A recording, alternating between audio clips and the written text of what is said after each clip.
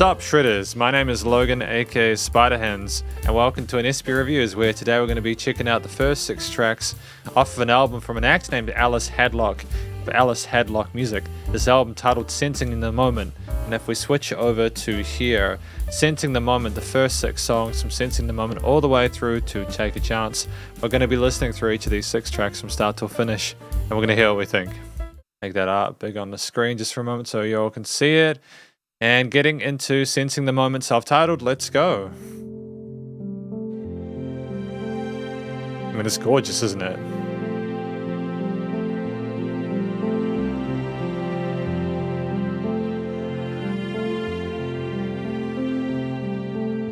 The subtle keys and the strings.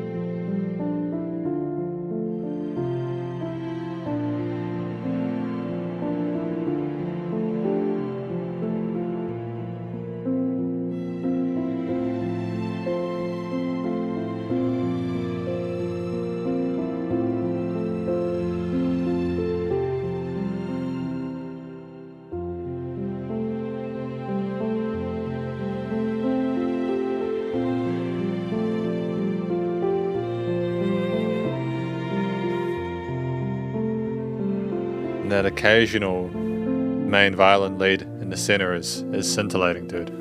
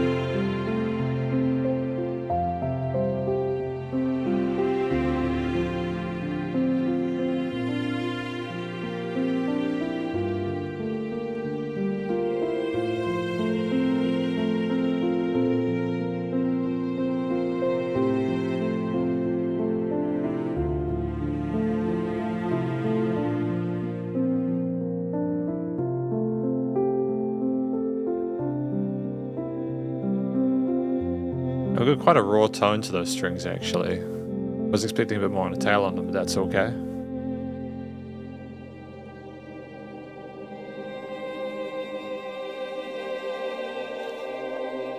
Interesting shift to choir pads here.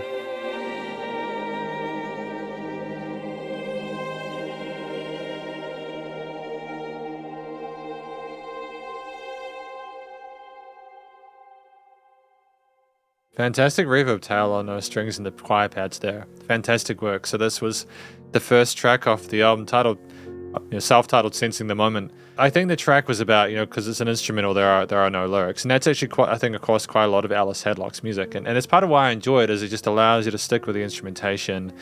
And the actual instrumental sections are usually quite compelling. There's some really interesting environment set up with the different layers there. Specifically in this track, it was sort of more kind of smoothed out keys, as well as a string section. There was some middle higher textures there, sides, as well as a main on the lead in the center, with some choir pads coming in later on. I think a lot of the music within this is sort of trying to this particular track is trying to incentivize a feeling of kind of calmness and peacefulness and mindfulness there. There's a beautiful sort of major focus to the parts on the right hand of those keys there. The softness and sweetness of the tone there is meant to sort of make it sort of kind of sound a bit cozy sounding, which I appreciate. Sensing the moment, trying to sort of appreciate it there. The strings on the side and in the center there, providing different interests for different thought patterns, hopefully. Kind of, again, they're very pretty sounding string parts there, not overly complicated with the movements there. The harmonies were typically sort of major triads there. There were some extensions in the harmonies as well. They weren't just major and minor triads. There was some like seventh chords, I think, as well. But we resolved really neatly in a way that was really friendly, palatable sounding. And just at the end, I'm wondering if those choir sounds in the vocals I meant to infer that as a gentle progression moving through this album, we are going to be aware of other things in our head as we move along. So I think in general, it's a really tight start to the album there. You kind of get a feel for where we're going for the rest of it, providing it remains sort of consistent there with the instruments or the overall sort of feel of it. It'll be cool to hear where we go with it. It's nice. Now we've got track number 2, Natural Attraction.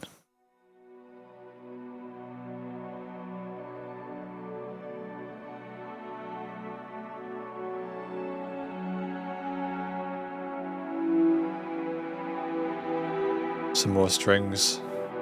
Nice, got sort of a connection to the previous song. Similar keys.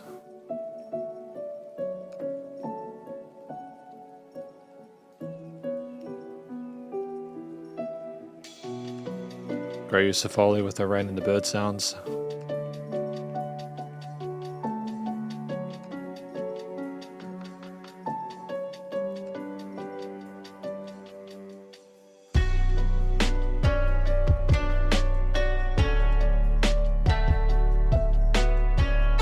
Interesting mixture of the kit 808s and like a Guzhien for the plucked instrument, and potentially a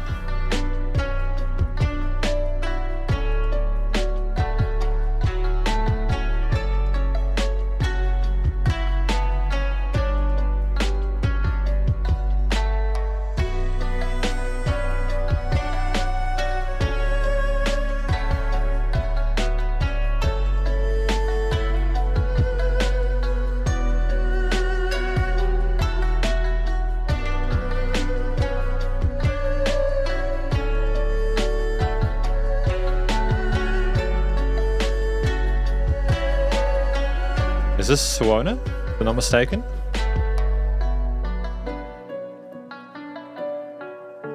Great diversity with the textures though, well done.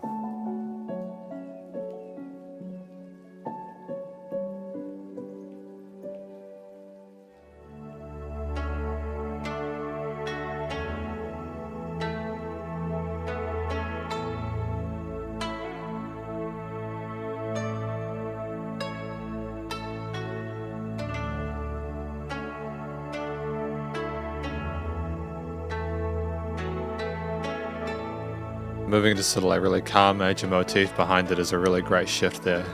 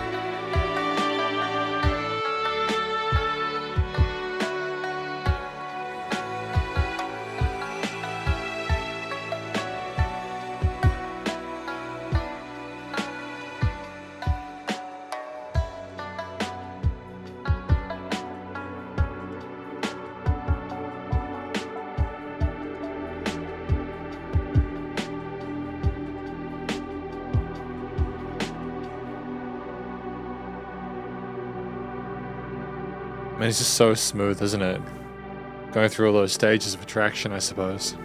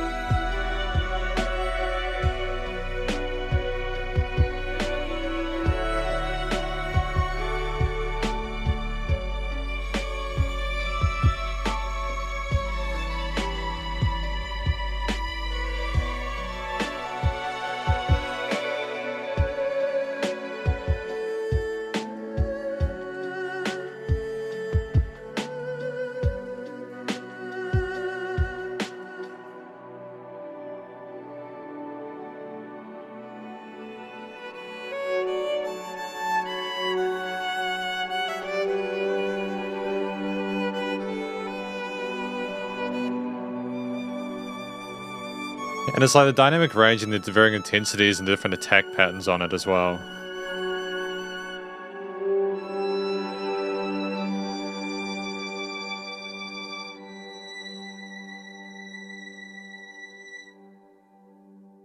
So for this track, Natural Attraction, which is number 2 off of this album, Sensing the Moment, I think that I want to give a first of all shout out to the other side of these sort of analyses I do, the post-production. I thought that the way that we leveled stuff in the mix, how we've panned things as well, how I've treated and filtered certain elements, it's just so sensational. It's such a sense of life to the individual elements within these arrangements and pieces, and I like just how sort of comforting and reassuring they are. You know, there's no harsh edges, there's no mistakes made in the way they were processed or like inserted or recorded. It was dope.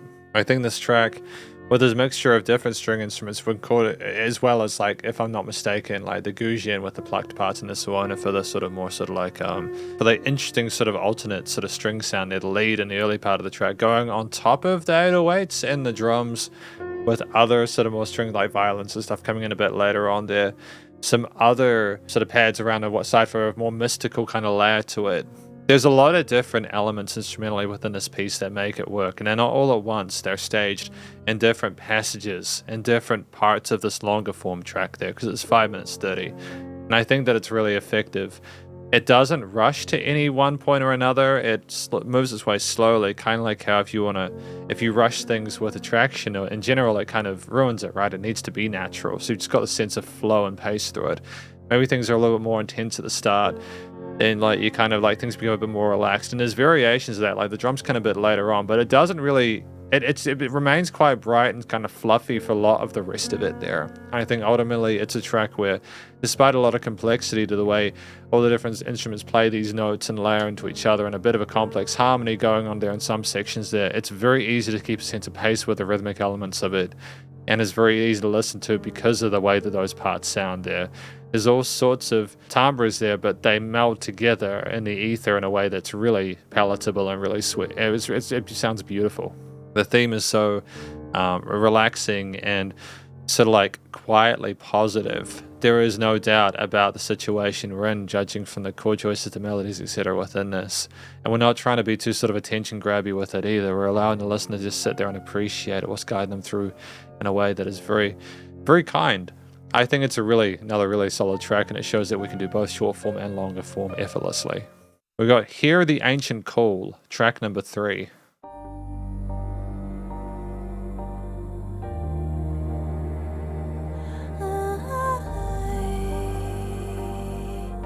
An instrumental vocal line here, potentially.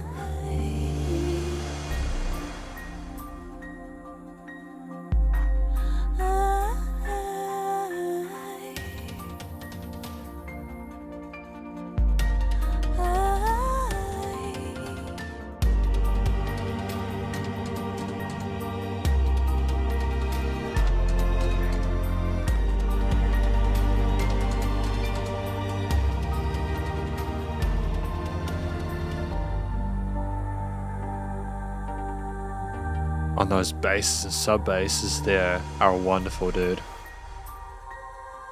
And then nothing.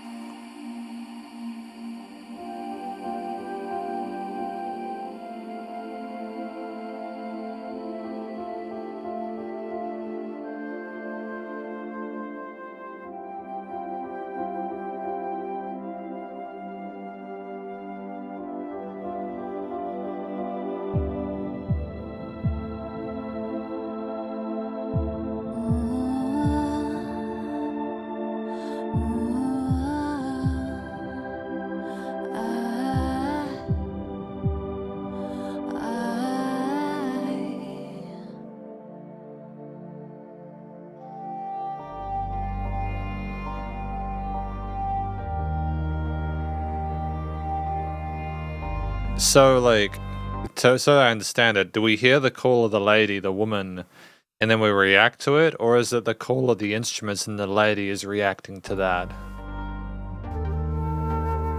Or is it a conversation?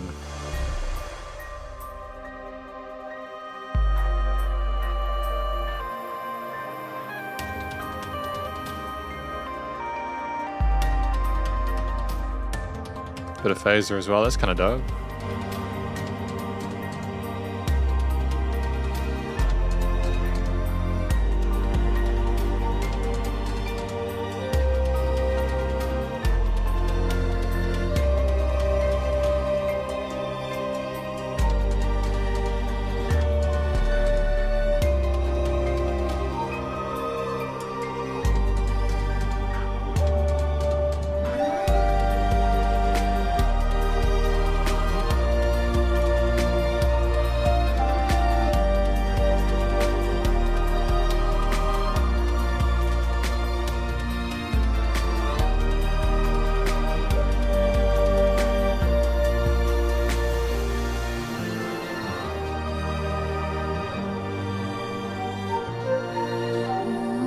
Those pan flutes are gorgeous, dude.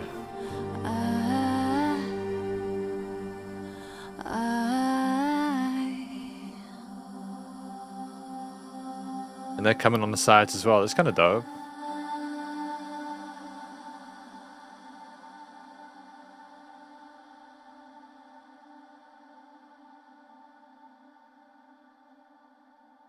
That's excellent. So that was Hear the Ancient Call, the third track off of Sensing the Moment. Now, what do I think this track is about? I mean, I think from the vocals style that we had, I think it's about someone who is trying to sort of interact with the nature that they're hearing there. Like, they're like sort of primal purpose or something like that. You get the lady making the upset, then they can sing it in a higher octave. And then the keys or the kind of sort of filtered orchestral drums, or the pan flutes sort of whisper back to them, or any of the pads, or any sort of like the string pads, or any of the kind of the sort of the sub basses there, the wom wom kind of those occasional oscillations there. There's just this communication or this conversation going on between two different entities there. One trying to figure out the truth of their past and everything, and trying to sort of maybe go back there. I'm not sure whether that's related to natural attraction or not, but either way, it's fine.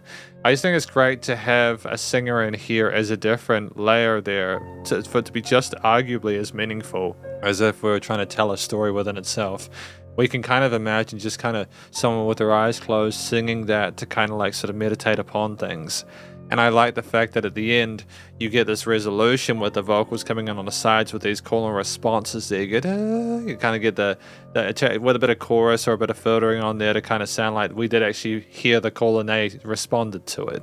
So I think that's really clever. Ultimately, it was a track with, again, a lot of different instrumental layers there. There was a bit of tension occasionally, especially with those sub basses sounding a little bit sort of like ominous, like, oh, what are we going to have next? It kind of sounded like a movie soundtrack, which, to be fair, you know, this is, as per the description, beautiful and innovative instrumental music. They, you know, that's an honest sell there. Like, it's really cool tunes. And it's not just we can, you know, write compelling motifs.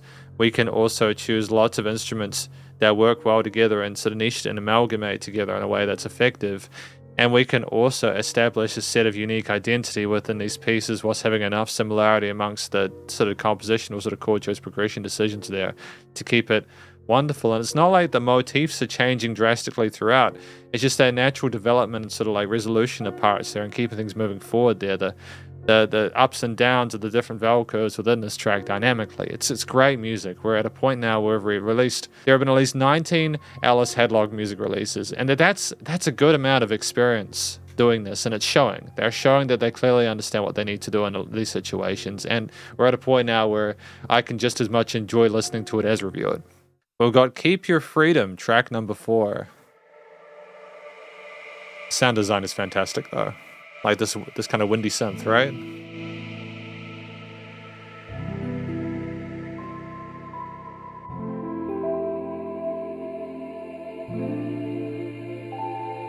And great chord choices.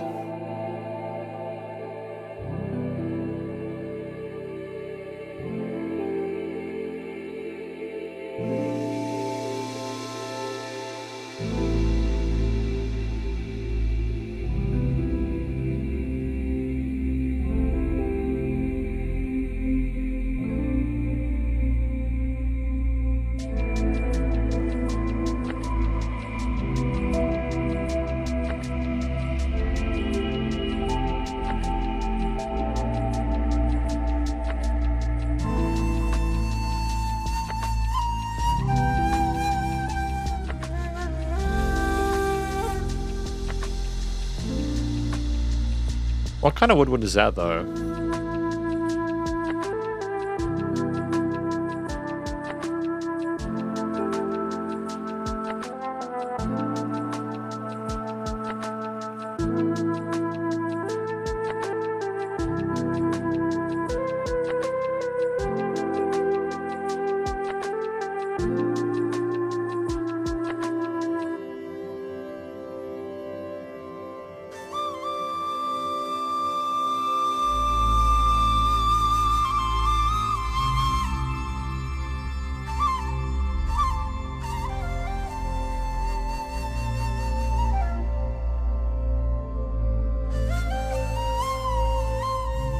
Great legato technique there as well.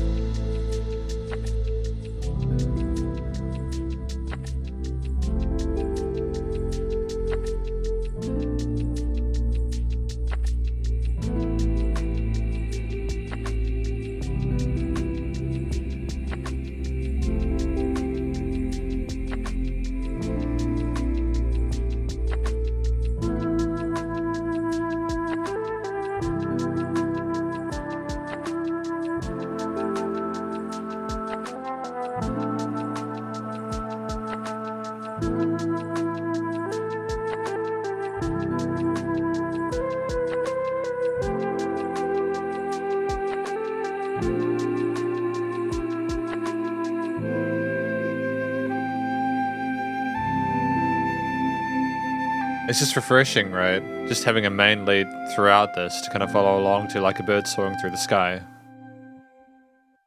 I feel bad interrupting that though. We're going to go back a little bit and kind of hear that out because I spoke over that.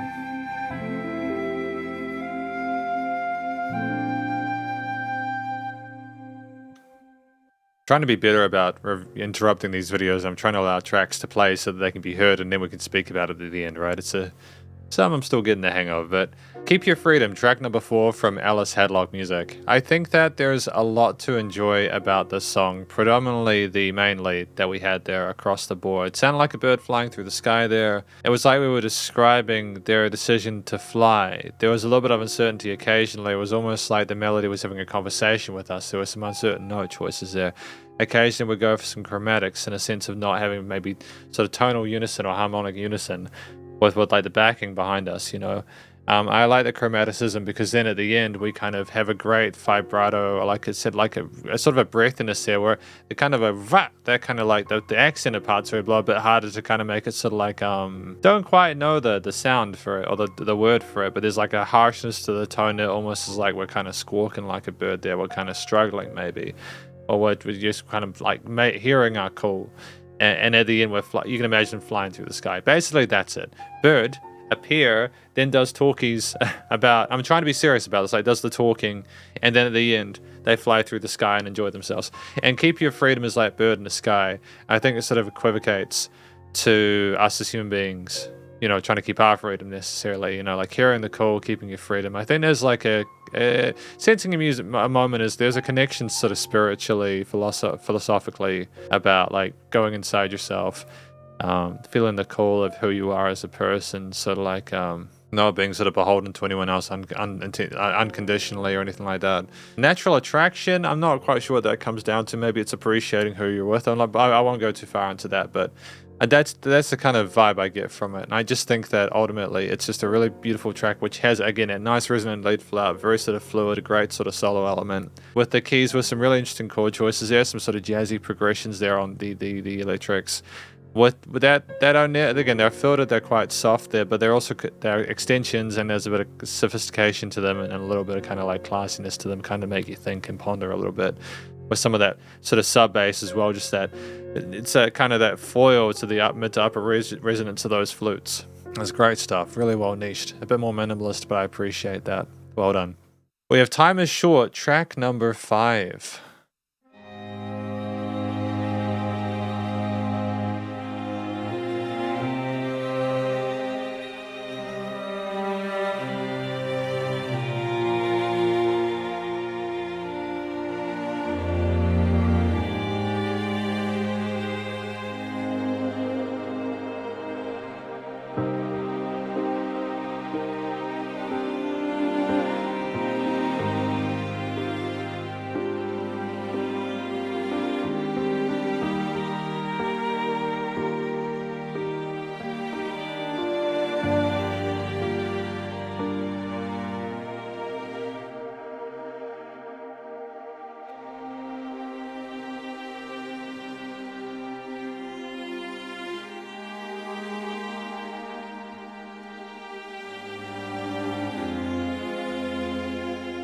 It kind of goes ins and outs like the oceans and the waves, right?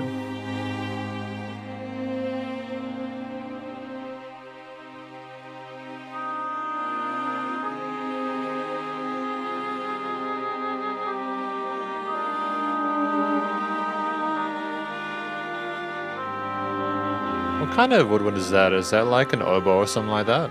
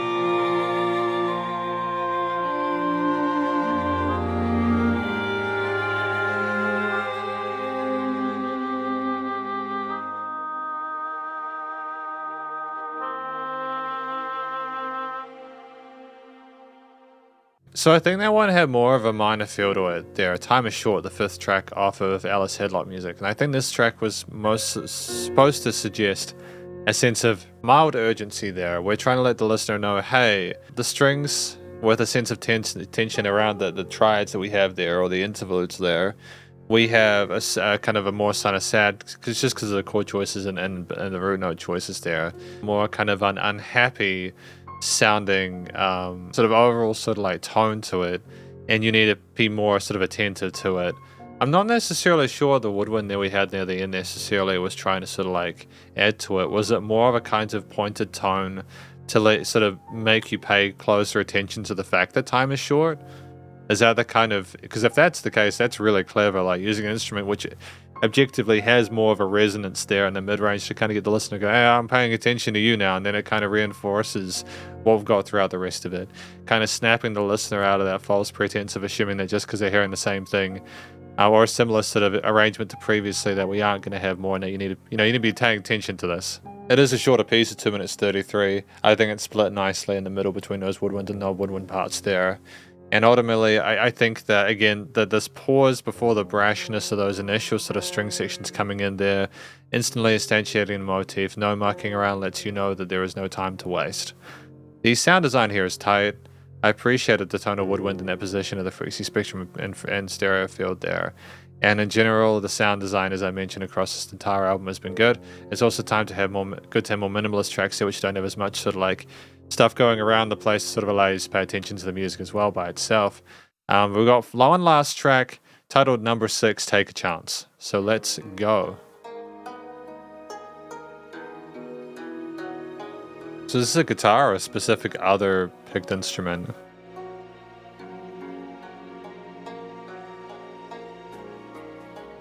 Is that a banjo?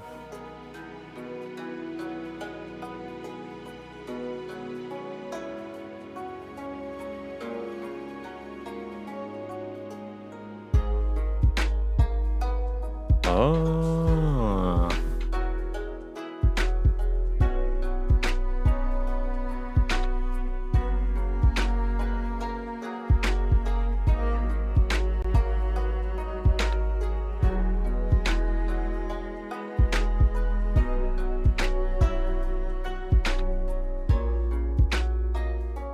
interesting combination of the hip hop, bass, and drums with the strings.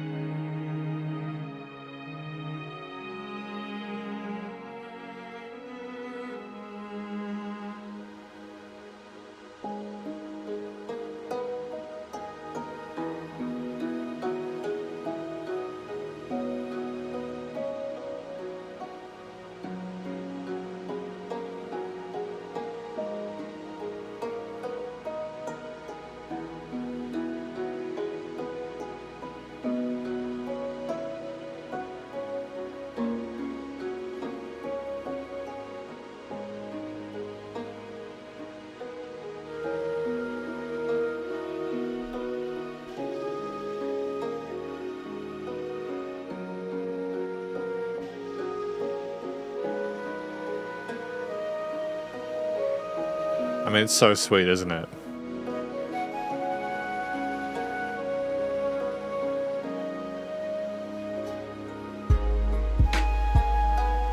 Yep, great development with this addition lead on here.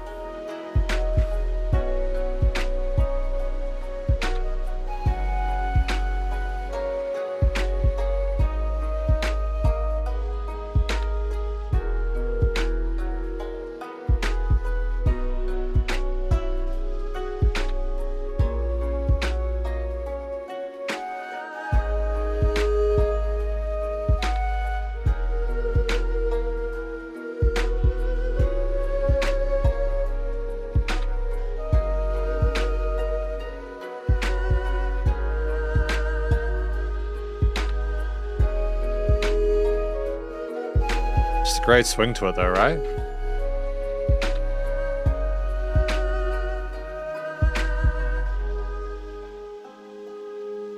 Oh, major lift. Very clever.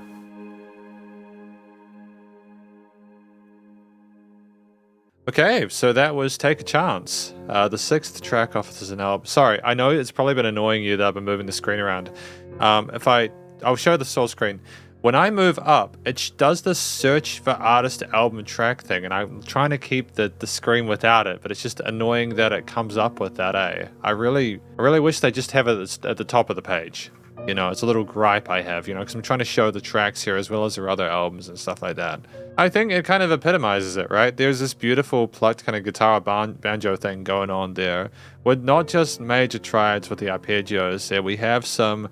We're working through like the modes of the chords related, and it's a very sort of palatable thing to listen to. It's very gentle and calm, relaxed, like a lot of the textures within this album there. We have like the drums and the bass come in there, the sort of hip-hopish kind of like swing with like the kick and the snares and stuff like that, with the 808s again moving and grooving. And then we have like sort of like swan or the kind of string element come in for the first half of it, giving us sort of one taste of one thing. And then we have the pan flutes coming in the second half of the test the other thing, and then like those two main leads come together near the end as sort of like correlate or like kind of twist and turn around each other in a way. It's gorgeous, man. I've said gorgeous a lot within this, but that's the best way I think I want to describe this music with. A lot of music I listen to nowadays that I review, people are trying to sort of attention grab and they'll listen, do this, and it's just like so tiring because sometimes it's just so nice. It's just nice to listen to a song where it just presents a mood, an aesthetic, an environment to you for you to partake in. It's a journey, it's an adventure, and you sit there having a great time with it. And the thing is, at this point, with the music I reviewed from Ellis Hadlock, they just consistently, even though I try to remain objective and non-biased, I know that I'm going to have a good time with them because they write music that is actually pleasurable to listen to, and like in a way that's quite goodwill. Like there's goodwill, and it's well spirited, and it's just friendly sounding, and the transitions between sections within this were fairly easy to follow along to. It was a great use of the 3 minutes 56 there. I appreciate that the first lead came back with the second in the later half there, so we could kind of resolve things quite neatly. And ultimately, it was just really satisfying. The studio production's tight, but we're going to talk about this track more in the conclusion section. It's a major motif in this one, where there's a bit more sort of like complexity with some of the extensions. They're like the 6th and 7th and stuff like that.